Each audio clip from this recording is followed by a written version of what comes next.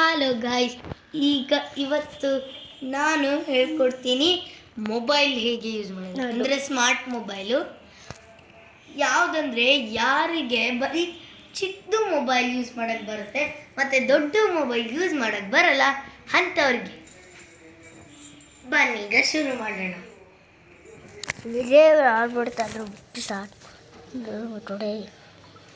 ಈಗ ಈ ಥರ ಇರುತ್ತೆ, ಯಾವುದಾದ್ರೂ ಪಿಕ್ಚರ್ ಬರುತ್ತೆ.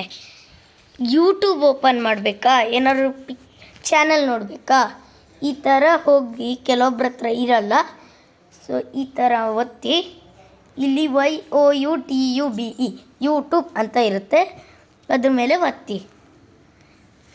ಈ ಥರ ಯಾವುದಾದ್ರೂ ಒಂದು ವಿಡಿಯೋ ಬರುತ್ತೆ, ಅದನ್ನು ಬಿಟ್ಬಿಡಿ. ಈ ಥರ ಒಂದು ಸರ್ಕಲ್ಲು ಮತ್ತು ಒಂದು ಸ್ಲ್ಯಾಂಟಿಂಗ್ ಲೈನ್ ಇರುತ್ತೆ, ಅದನ್ನು ಒತ್ತಬೇಕು. ಆಮೇಲೆ ನಿಮ್ಗೆ ಬೇಕಾಗಿರೋ ಚಾನಲ್ ಒತ್ತಿ. ನನಗೆ ಇದು ಬೇಕು,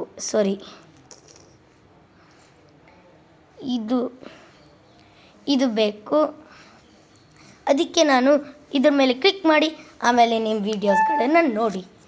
ವಾಟ್ಸಪ್ ಬೇಕಂದರೆ ಈ ಥರ ಕೆಲವೊಬ್ರ ಹತ್ರ ಇರೋಲ್ಲ, ಆದರೆ ನನ್ನ ಹತ್ರ ಇದೆ ಅಂತ.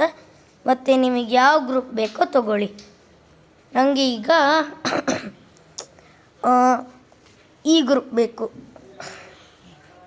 ಯಾವ ಗ್ರೂಪ್ ಬೇಕಪ್ಪ ಅಂದರೆ